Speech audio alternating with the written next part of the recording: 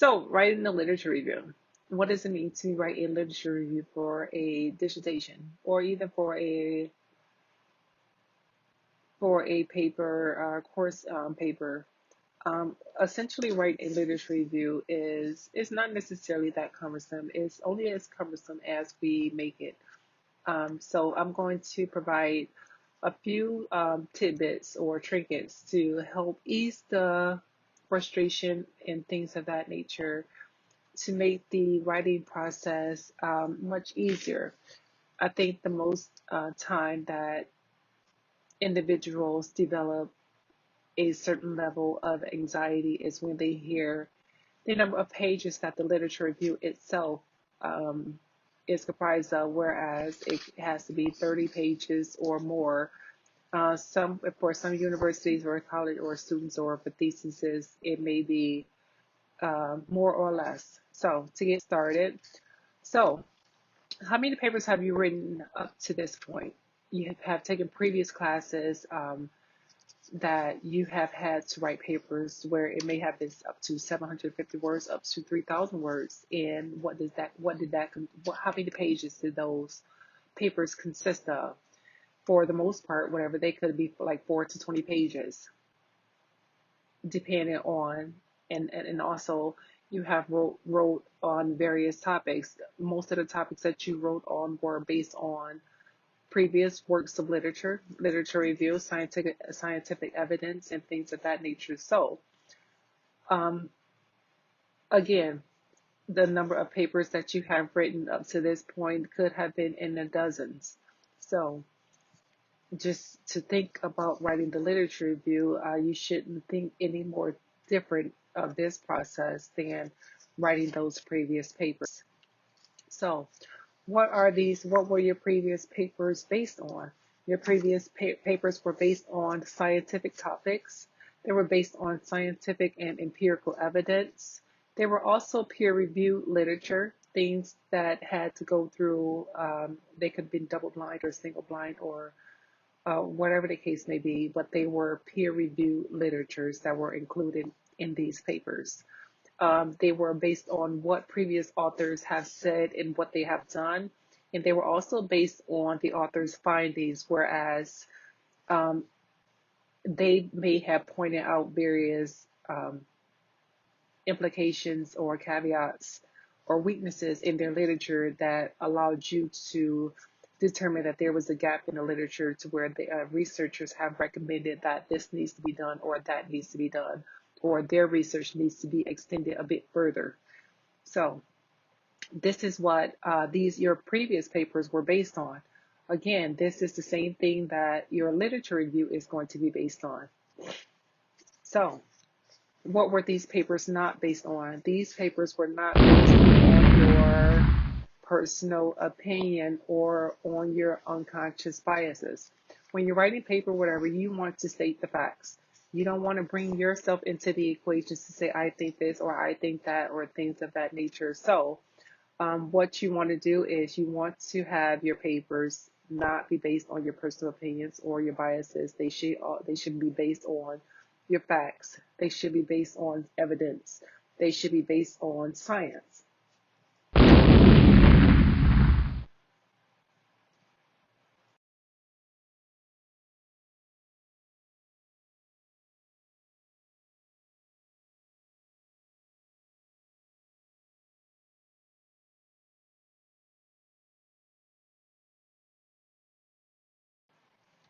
So, the literature review were also not based on non-peer reviewed literature, whereas if the articles that you read, the journal articles that you read, are not peer reviewed, they cannot be incorporated into the actual literature review section for your chapter two. A lot of researchers or a lot of supervisors or chairs or committee members do not want you to use a variety of books. They don't want you to use magazine articles, particularly those that is not reputable or that is not scientifically based or that is not based on facts. However, you can use governmental websites and websites from various organizations that fits your research criteria.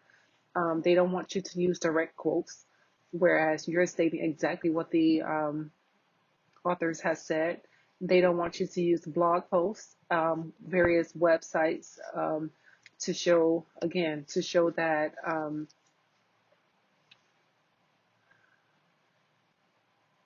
the information is not scientific and is solely based on opinion. Same thing for our magazine articles. They don't want you to use magazine articles. It should be specifically based on journal articles or journal books. Again, for in reference to like chain citations, whatever.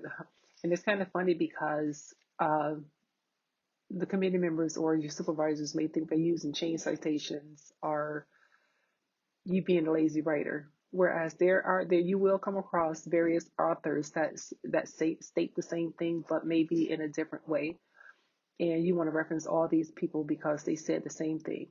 So if the authors did say the same thing, then just maybe reference one or two or things like that, but don't use a string or a chain of citations where you have author one, author two, author three, author four, author five. However, in reference to my case, whatever, I did have 5 different articles where the authors reference said the same thing, and these all 5 articles were based on my gap article, to where all of them recommended that I needed to do this for the research. So in that case, I did use chain citations only to state that this was the gap, and these individuals said that this was the gap in the research. So keep that in mind. So what should your documentation be based on leading up to your dissertation? Again, when you look for your literature is going to be based on your theoretical foundation and your conceptual framework.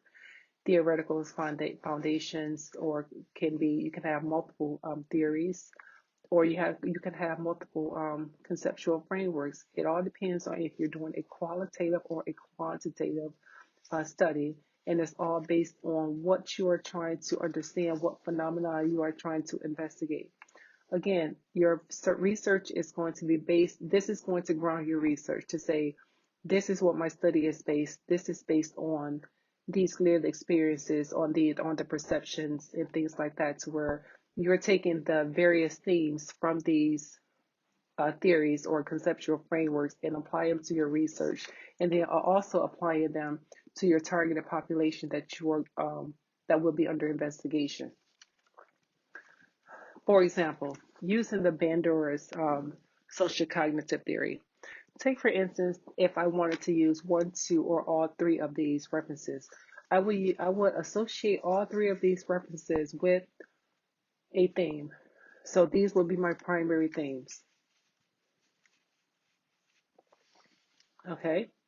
So if I did that, whatever, to where I will have a the concept of the study would be based on the social cognitive theory. However, the primary themes and the focus of your research will be based on these themes, to where I will have the social environmental factors, the cognitive and personal factors, and the personality and behavior factors that will be used to guide my research and that will be used to guide my literature review. Whereas these will be the theme topics that I will be writing about, and then also bring it into my targeted population and whoever I'm studying or whatever I'm studying for my research. For example, when you create your Word documents, say for instance, when you write your literature review, again, a lot of universities or institutions want you to write the documentation no less than 30 pages. So here we are. Again, we looked at the previous, at the the model, and there were three. If you choose to use all three, that means that you have to write at least 10 pages for each topic, for each theme. So here it is. You have your theme one, to make the writing much more easier, you take your theme one, create a document for it.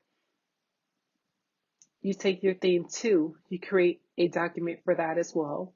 And then you take your theme three and you make a document for it. Whereas if you try to put all these themes on a single document, it can become a bit overwhelming.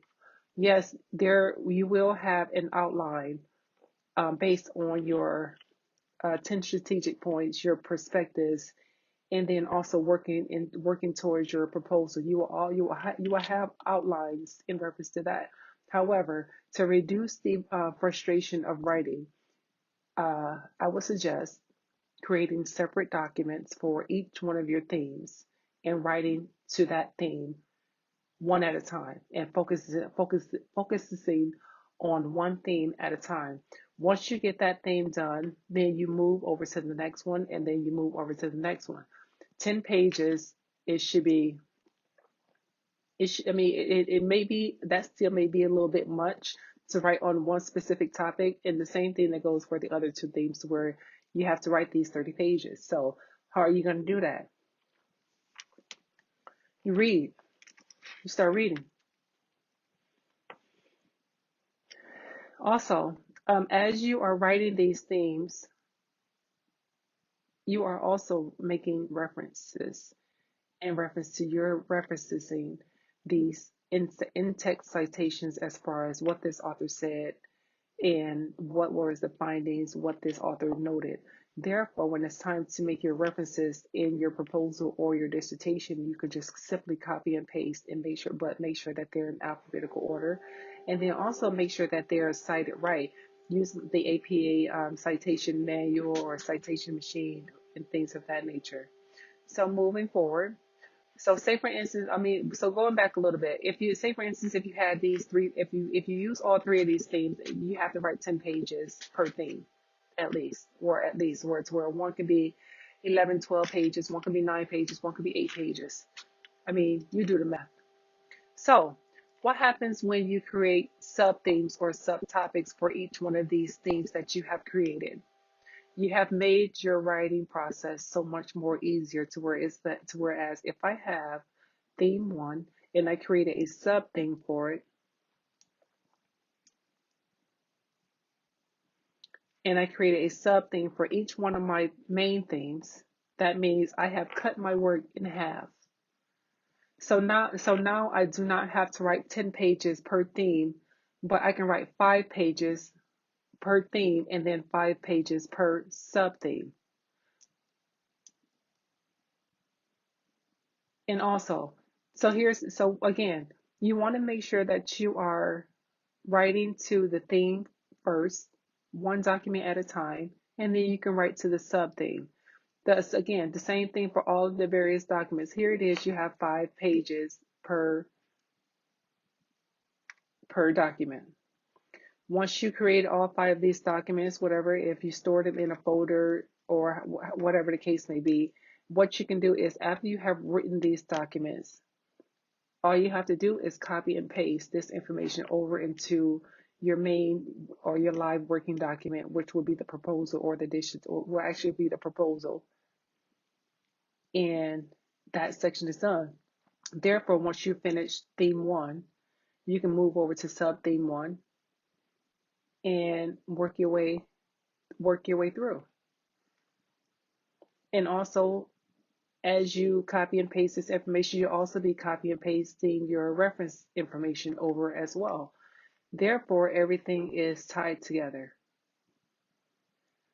In the case of my research was primarily focused on the Martin Seligman's PERMA model, which comprises of 5 pillars, those being positive emotions, engagements, relationships, meaning, and achievement.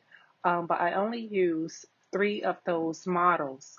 Um, because I'm only using 3 of these models, and because of the PERMA theory was based on the well-being theory, I have incorporated the well-being theory as one of my major themes, as to like give it like an overarching understanding of what well-being means, which essentially is basically conceptualizing the study, to where it's like I incorporated that as well as the first 3 themes of the PERMA model, which is positive emotions, engagements, and relationships. With that being said, by when I did my when I did my outline and I wanted to incorporate the themes and then also identifying the gap in the research, to where I found the gap in the research in reference to how senior Americans describe the influences of smartphone usage on various aspects of their well-being. The various aspects is based on the positive emotions, engagements, relationships, and things like that. So me marrying the two is how I establish my gap, which will make it align with the problem statement, the purpose statement, the methodology, the design, and the phenomena, and everything that is based on the 10 strategic points. But getting back to the writing process, whatever, what made my writing that much more easier was when I incorporated the subtopics, that was based on marrying the two, the gap and the theoretical or the conceptual framework that grounds my study. I use it to create sub themes. Whereas in the case here, you can see that I have active senior personal well-being, the senior African Americans, because the study is based on African Americans, and also there's the smartphone usage. And then I just took that and I narrowed it down to incorporate the gap, but I also included the themes or the concepts from the conceptual framework that I'm going to be used. So these are the topics, these are the themes and the subtopics that I'll be writing about, which made my study so much, or which made my literature review so much more easier to read. Whereas I created a separate document for each one of these, and I wrote to those topics. So for the four major themes, whatever, I could have only written approximately 2 pages for each to describe what well-being means, or to just give you to define it. Based on the four sub themes, I only needed, because I have 16 sub themes or subtopics, I only needed to write 1 to 2 pages for each, which gave me, if I would only have written on those, would have put me over the requirements, which is fine. You can always go over, but they don't want to see less than 30 pages. So that made the writing process much more easier for me. So what to do next? Before you can actually start writing, there is you have to read articles. You have to read articles that is based on your topic of interest. Some of the sources that you can use is based on using the Google Scholar. You can use your university's library. You can use research, academia, or ProQuest. There's also a plethora of other material or sources out online, to where you can subscribe to various journal articles, particularly those that focus and helps you to narrow down your topic of interest, to where it's like you're using like a laser beam, a laser, you're like laser focused on this specific topic. This is what I want to write about. So you have to read based on your phenomena of interest before you can actually start making before you can actually start writing. Processing information, take notes, do highlights and things like that, to help you become one with the material that you're reading, and to help the material, you can resonate with the material. So that, now when you read the journal articles, whatever, a lot of people try to read the document in its entirety, which is I would not suggest. If you choose a certain topic, you will laser in on that topic, and you will read the abstract for that topic. The abstract would tell you the basic material for the entire document. If the abstract does not fit with what you're trying to say, or it does not fit with your focus, your topic of interest, whatever, then you don't use that article. Don't use it just because it has one or two keywords in there. You read the abstract, maybe the introduction and the discussion. And this will give you an idea if you're going to use this article. But usually reading the abstract, it'll tell you whether to keep it or toss it. But you have to read first. Another thing that I want to note is that even if you read a document, whatever, and they did have like keywords in there, what you can do is, or they reference something in there that someone else said, look through those references. Look through the journal articles that you read. You don't necessarily have to read the journal articles where it will make your work so much more easier because a lot of these researchers have done their work already.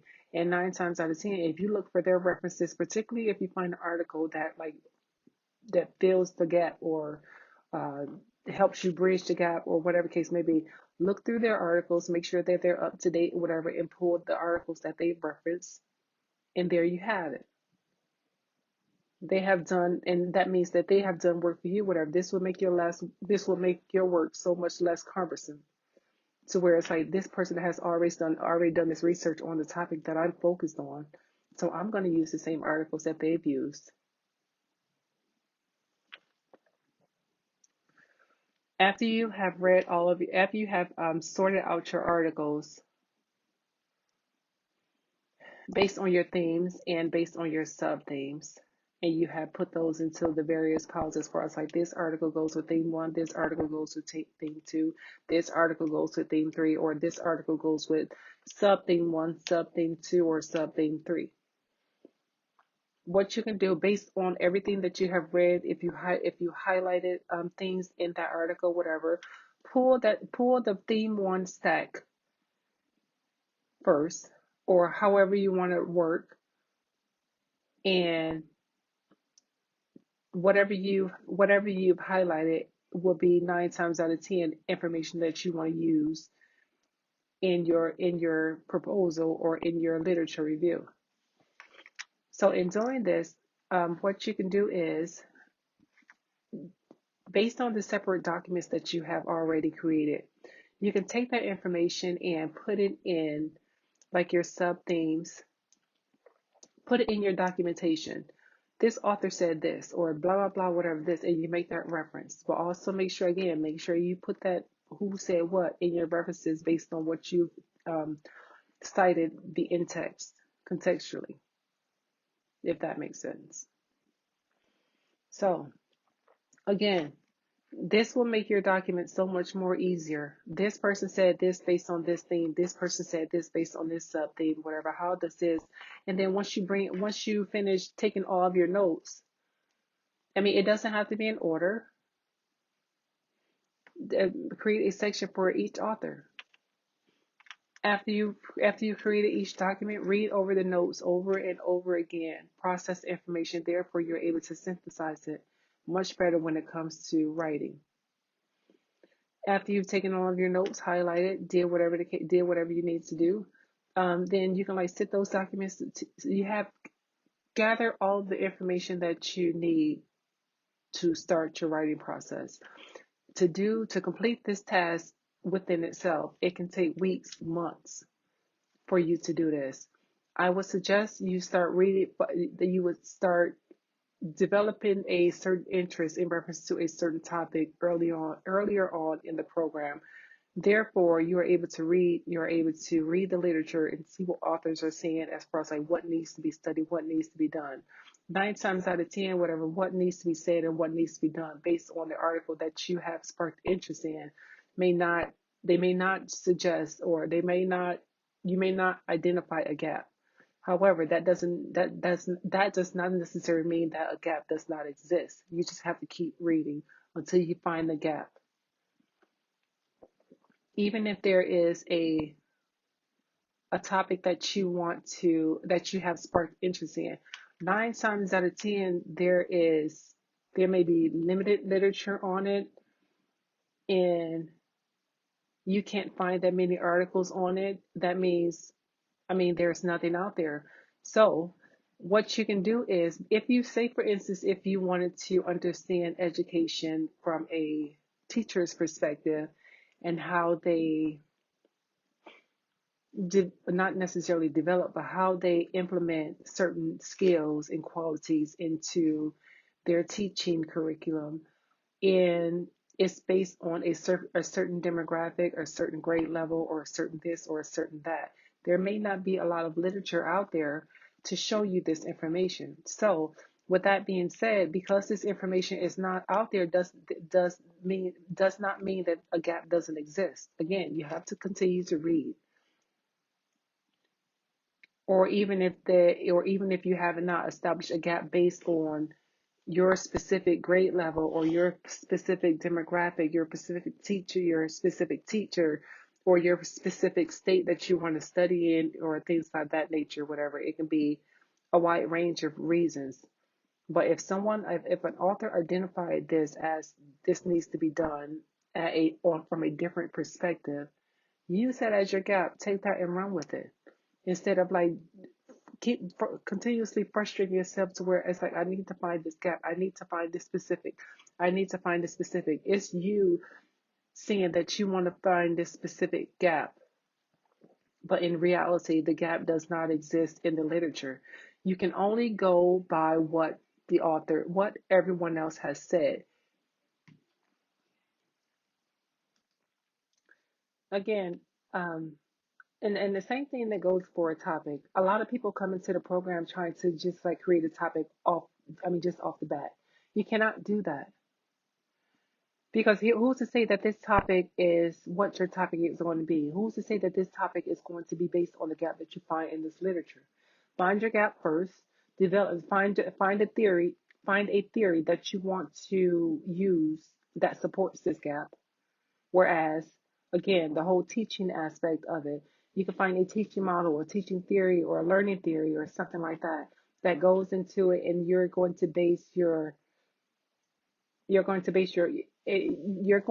marry the two. You're going to marry your gap and you're going to marry your theoretical foundation. Your theoretical foundation or your conceptual framework is what is going to guide your study.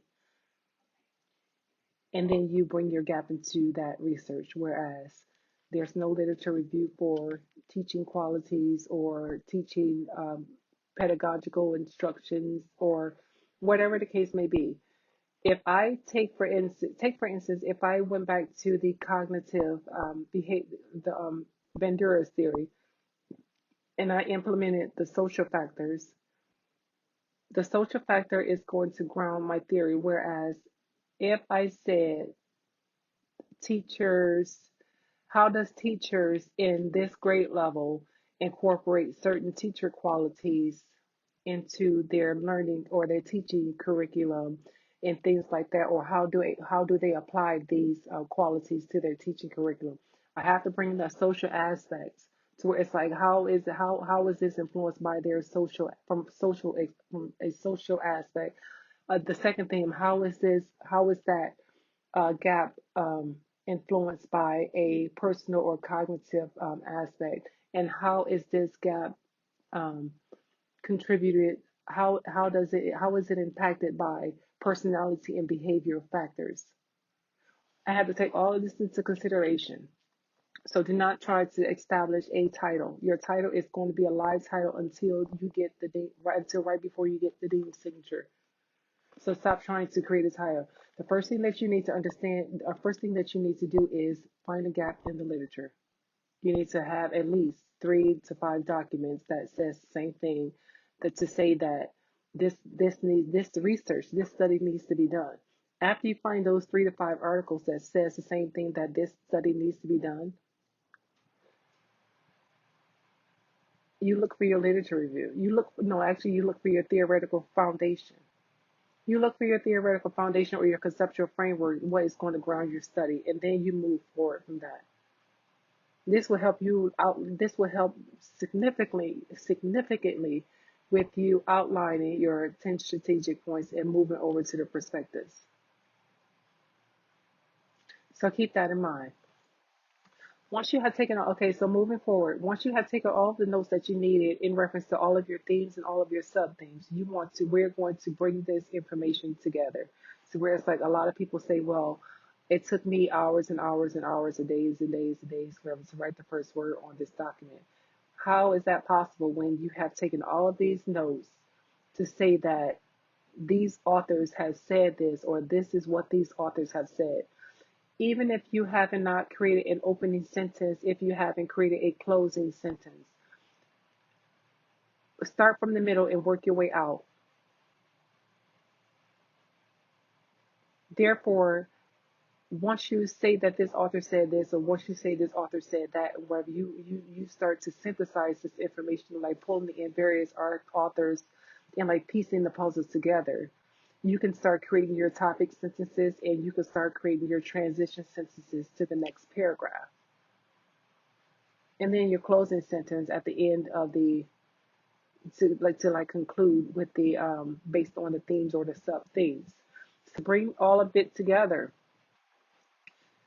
all the information that we have gathered from all of the various themes, like topic one, topic two, or actually, because we're going to work on one theme or one sub theme at a time. So when you finish taking all of your notes, you're going to bring this information in to where you're going to bring all of this information into a single document. And this is based. This is just an example based on everything that these authors said, to where you have really read over your notes and you have really said that this author, or you have really like allowed this information to resonate with you, whatever, to where it's like your writing becomes like second nature to say this author said this or this author said that. The synthesis process will be so much more easier.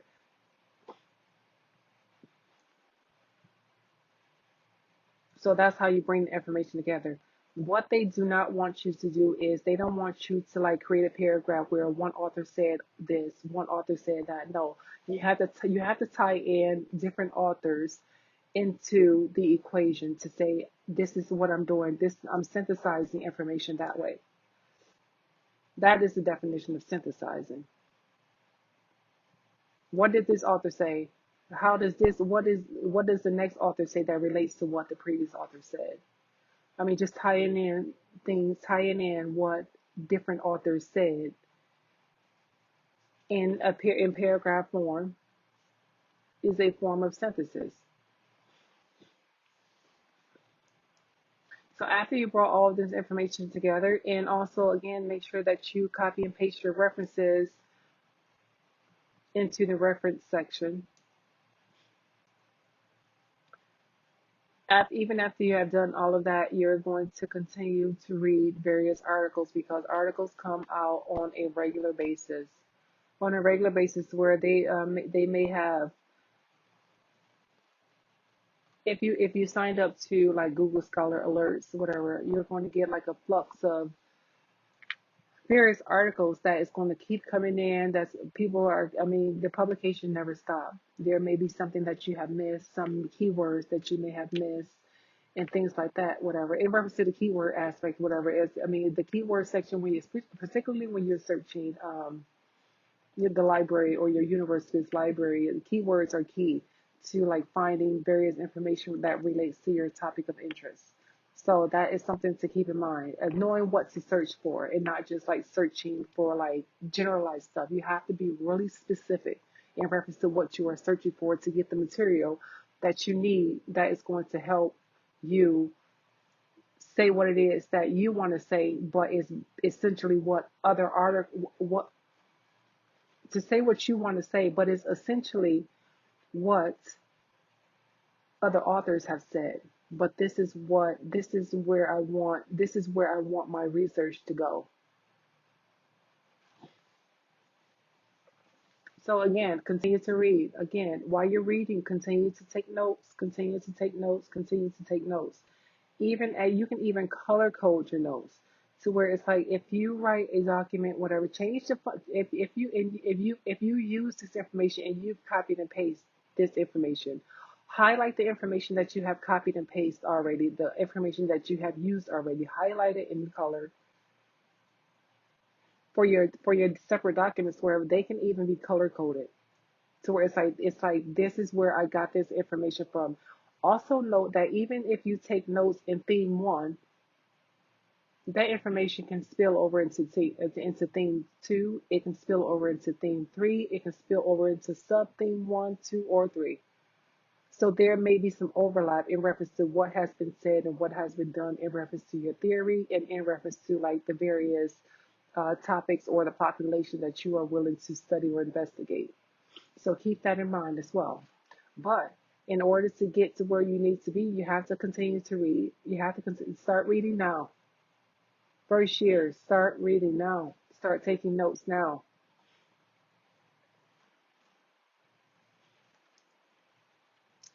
Again, do not forget to copy and paste your references from your document into your live document, from your notes document over into your live document.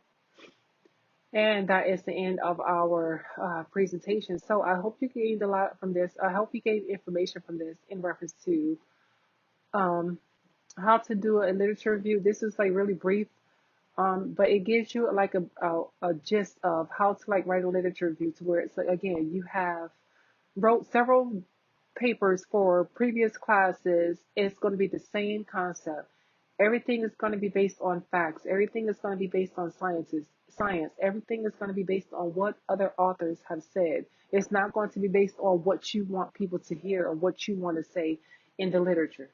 It's going to be based on what other people have said and done, based on their findings. It's also going to be based on you grounding your research in a certain theory or a certain concept to make your study more plausible, to make sure that your study is aligned. So again, if you have any questions, just email me or post comments. So, and if you want to see any other videos, just let me know.